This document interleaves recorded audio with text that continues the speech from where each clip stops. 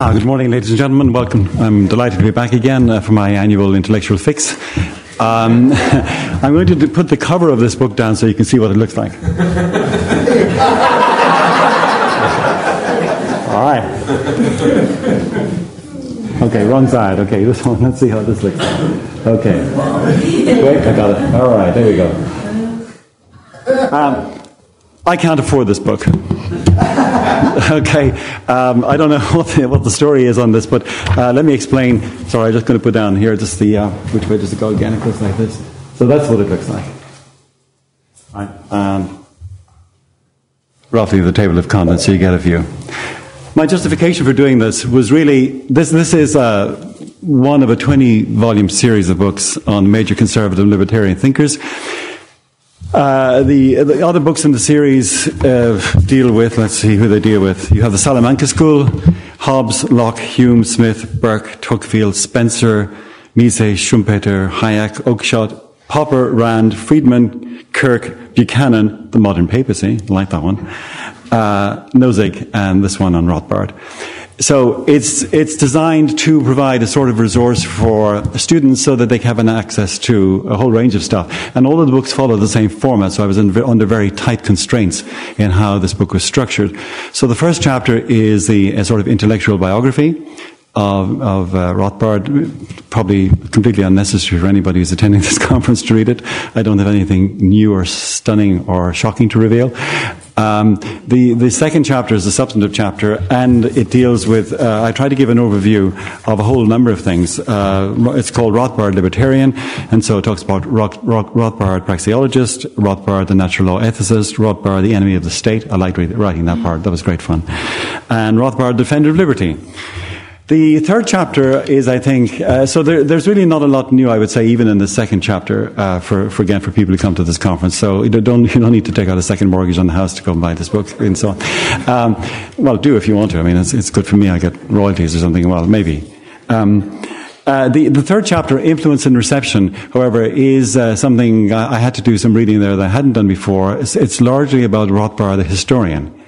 So it's Rothbard, the historian of liberty, the history of economic thought, and indeed it includes, I trolled through as many of the reviews of Rothbard's books that I could find to find out what the reception was of his material when he produced it. And it was interesting. It was largely, certainly in the beginning, unenthusiastic. I think that's the way we might phrase it and so on. And then sort of skeptical.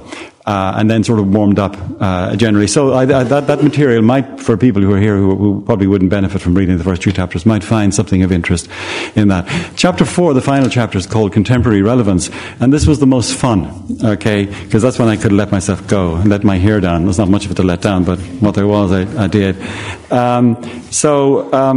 Just to give you an idea of what I have in here, it starts with the global financial crisis of 2007 and following. What can we say about it? I'm in a country that's currently going down the tubes. So on. My government, for some reason, felt compelled to contribute between 85 and 120 billion of taxpayers' money to some group of people I don't even know. All right? It's quite bizarre. Why? I don't know. So that every man, woman and child in Ireland now owes about 25,000 euros. So in my family, that means about 150 grand in the red. I can't quite figure out how that happened. Okay. So the second section is, well, I'm a Catholic, so things are going to hell in a handbasket, I'm happy. Okay.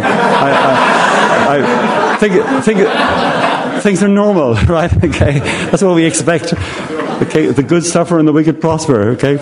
Anyway, so the second section is called Never Let a Good Crisis Go to Waste, and it's about the kind of thing that Philip was talking about in the first, about the way in which, for example, we are now under severe pressure to get rid of our relatively low corporation tax. I mean, we're causing some distortion in the market in Europe. Okay, Ireland is suddenly, causing France and Germany to go sort of belly up and so on because we have a low corporation tax. No, it's really bizarre. Then I talk about Rothbard the polemicist, and there's a lot of fun. I had a lot of fun in that. One section I couldn't resist this. I have a small section in there called A World Full of Hate. This is based on a citation from Chomsky. In an interview in 2002, he said, quote, "The American version of libertarianism is an aberration. Nobody really takes it seriously." Now, It's difficult to know how Chomsky would substantiate this claim, and I suspect, probably cynically, that by nobody he means nobody he knows on the north bank of the Charles River between MIT and Harvard, right? Okay, which of course is the world, as we all know. You draw a map of America and you've got this, and then there's wasteland everywhere to the west and so on. There's a section in here on libertarian and conservatism. I dealt with this actually in my first chapter, and it's the substance of my talk tomorrow afternoon. I'm going to expand on this and talk about it in some more detail, so I won't say much more about that. And then a final section on strategy and coming back to the kinds of things that we all know and love. My hope is that somewhere in the library, somewhere, some student is going to pick this up and discover Rothbard, that nobody, a name that students will not have come across before, and read it. I'm also hopeful that with the Mises Institute perhaps might be able to do a deal with Continuum, okay, to license this, so that some normal people on normal salaries will be able to buy this book, including me, okay? It would be fun, having spent so much time writing it. I feel a bit ashamed, actually, because I only wrote one book last year, okay, so I feel I've been kind of taking it easy. So I'll try better next year and try for 2. Thank you very much, ladies and gentlemen.